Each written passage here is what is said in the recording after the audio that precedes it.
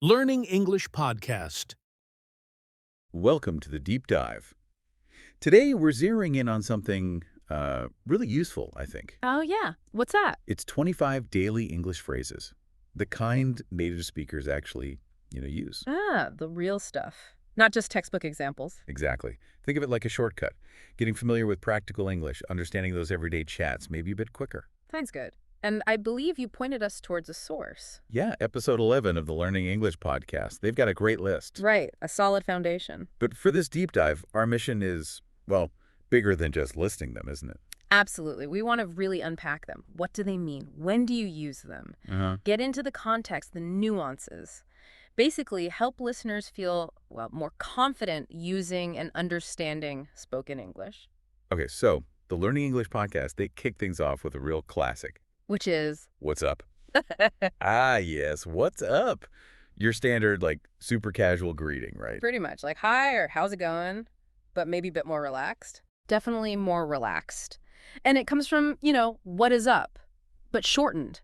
Very informal. And the podcast mentioned common replies are short, too. Yeah, really short. Like, not much. Or sometimes just, hey, back. Super common between friends, relaxed situations. Okay. Makes sense. Next on their list is no worries. You hear this one all the time. Oh, constantly. It's fantastic. So versatile. Right. It just means that's okay or, don't worry about it. It feels quite polite, but also really chill. Exactly. That's the perfect word. Chill. Someone bumps into you, apologizes for something small, no worries. It just eases the situation. It's maybe a bit less formal than something like don't mention it. Yeah, I'd say so. Don't mention it can sound a touch more traditional, maybe. Yeah. No worries is just easy. Okay. Then there's an alternative to the standard, I'm fine, thank you. Ah, you mean, I'm good, you. That's the one. Yeah, it's fascinating, isn't it, how language gets more efficient? Yeah. Instead of the whole formal phrase, it's just clipped. I'm good, you. Still polite, but way more conversational. Less stiff. You hear it a lot when people are just passing each other quickly. Exactly. Quick interactions. All right, let's talk about agreeing with stuff. First one. Sounds good. Straightforward, this one, but essential. Yeah. Totally. Just a clear, positive way to say you agree or approve of something. Like the podcast example, dinner at 7. Sounds good. Perfect. Oh. Concise, upbeat, everyone understands it. Got it. And another way to show you're, on board with an idea. You mean I'm down? Yeah, I'm down. Right. So this one also signals agreement or interest, especially for activities or plans. Okay. The podcast example was good. I'm down to watch that movie. It shows you're keen, you want to participate. Definitely sounds informal, though. Oh, yeah. Use it with friends. Probably not in a formal business pitch. Right. Okay, now shifting gears a bit. Phrases for when you need someone to wait. First is hang on. Hang on. And its close cousin, hold on. Right. Basically the same meaning. Pretty much. Both mean, wait a second. You use them when you need a quick pause. Like if you're on the phone looking for something. Exactly. Or just need someone to wait for you for a moment in person. Hang on. Maybe feels a tiny bit more casual than hold on, but they're very interchangeable. And then there's an even quicker version. Give me a sec. Yeah. Sec for a second. Spoken contraction. Super common way to ask for just a tiny bit of time. You might say it if you're finishing typing something. Totally. Or grabbing your keys. It implies a really short wait, just a second. Okay. Right. Let's switch it up. Expressing hunger. The big one is I'm starving. Yeah, definitely dramatic. It doesn't literally mean starving, usually. No. Well, hopefully not. It's just an exaggeration, right? To say I'm very hungry gets the point across strongly. Sometimes used humorously, too. Gotcha. And the opposite end of the energy scale, when you're really tired. That would be I'm beat. I'm beat. Okay. Yeah, widely used. Means you're really, really tired. Exhausted. Like the example, I worked all day. I'm beat. Perfect example. Shows it's after something tiring. Just means you've got, zero energy left. It's concise. Okay. Now, a phrase for kind of smoothing things over, making something seem less important. It's not a big deal. Right. Super useful, this one. Great for, diffusing tension or reassuring someone. If someone thinks they messed up. Exactly. You say, it's not a big deal. Basically, don't worry, minimizing the issue. Cool. Yeah. Go moving into lighter territory again. Joking around. I mean, I'm just messing with you. Yeah. That's your safety net after a joke, right? Yeah. Let someone know you weren't serious. Maybe after some playful teasing or a little prank. Keeps it friendly. Ensures they don't take it the wrong way. Exactly. All right. What about congratulating someone but casually? You nailed it. Nailed it. I Okay. like that one. It's enthusiastic, isn't it?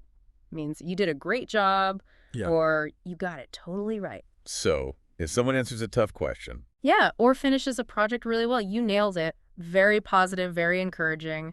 Good for cheering someone on. nice. Okay, now for one, maybe less positive, but relatable. Uh-oh. Which one? I'm broke. Yes. Unfortunately relatable for many, sometimes. That's what it sounds like, right? No money. Pretty much. Very direct way of saying, I have no money right now. The example was, I can't go out tonight. I'm broke. Yep. Classic scenario. Explains why you can't spend money. Okay. What if the decision isn't yours to make? Then you can say, it's up to you. Simple. Very simple, very clear. Puts the decision squarely on the other person. Like, where should we eat?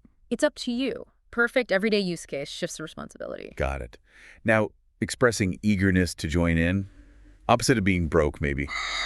Maybe that would be, I'm in. I'm in. Short and sweet. Exactly. Enthusiastic. Shows you want to participate. Let's go hiking. I'm in. Right. Immediate buy-in. Shows commitment. And the opposite. If you don't want to join or you're leaving. Simple again, I'm out. Okay. Direct. Very direct. Unambiguous. Count me out or I'm leaving now. Clear message. Right. Okay, what about expressing surprise? Like real surprise? The classic is no way. No way. Yeah, you hear that a lot. Definitely. It's an exclamation, right? Shows surprise, disbelief, Yeah. sometimes even excitement. The example was, guess what? I won a trip. No way. Yeah. Perfect reaction. Captures that astonishment. Okay. Now for a more, maybe modern one, you hear it online a lot. Let me guess. I can't even. That's the one. I can't even. Yeah, it's interesting how language changes, isn't it? It feels as complete. That's the point. It means you're so overwhelmed, so speechless maybe, with laughter, frustration, shock, that you literally can't finish the sentence. Depends a lot on context then. Hugely. Yeah. Often used humorously or for extreme emotion. You see it loads in like social media comments. Right. Okay. What if someone's getting worked up, overreacting? The advice would be chill out. Chill out. Can sound a bit abrupt, maybe. It can, yeah. It means calm down, but it's very direct. Tone of voice is really important with this one. You're telling someone they're being too intense. Use with caution, perhaps. Maybe. Depends on the relationship. Okay. How about a casual goodbye? Not formal. Catch you later. Catch you later. Friendly. Yeah, very friendly, informal. Implies you'll see or speak to them again, later. More relaxed than just goodbye. Nice. What about accepting a situation you can't change, even if you don't like it? The philosophical one. It is what it is. Right. A bit resigned. Yeah, it signifies acceptance. This is the reality. I can't change it. So Yeah. it is what it is. Acknowledging something beyond your control. Gotcha. And showing you understand someone else's feelings or situation. You could say, I feel you. I feel you. Like empathy. Exactly. It means I understand, I get where you're coming from, or I can relate to that feeling. Shows solidarity. Okay. Nearly there. What about when you've just had enough? Reached your limit? That's when you say that's the last straw. It is. It implies a series of annoying things happened, and this latest one is the final one, the breaking point. Like the example, that's it, I'm done. Precisely. Shows the consequence of hitting that limit. Okay, last one. How to say you're just not interested in something, politely. That's not my thing. That's not my thing. Yeah. It's diplomatic, right? But clear. Lets you express lack of interest without being harsh or negative about the thing itself. Like camping. Yeah. Not my thing. Perfect. Clearly states your preference without judging camping itself. Wow, okay, so that's 25. As you can hear, these phrases highlighted by the Learning English podcast, they really do offer valuable insight, don't they? Absolutely. It's like everyday layer of language. Using them, understanding them, it makes a huge difference. Helps you sound more natural. Definitely boosts comprehension too, I bet. For sure. And like the podcast suggests, the best way to learn them isn't, cramming a list. Right. What do they recommend? Just pick 2 or 3, ones you like or think you'll use, and actually try to use them in real conversations. Makes sense. Yeah. Let them become natural. Exactly. Consistent use, not just memorization. That's how they become part of your English. This whole deep dive, it really shows how much communication relies on these, informal shortcuts. Mm-hmm. Yeah. It's not just grammar and vocabulary lists, is it? It's understanding these expressions, the culture behind them sometimes. Yeah, and the subtle meanings, too, they often carry a certain tone or feeling, don't they? Absolutely. That's a key point. Understanding them helps you grasp the speaker's attitude, not just the basic facts, Right. which leads to maybe a final thought for our listeners. Oh. As you're out there listening to English movies, shows, online, wherever, really pay attention. See which of these phrases pop up. Actively listen for them. Yeah, and think about how they're being used. How does that specific phrase choice affect the tone, the meaning of that conversation? It's a great way to keep learning, to really deepen your feel for spoken English.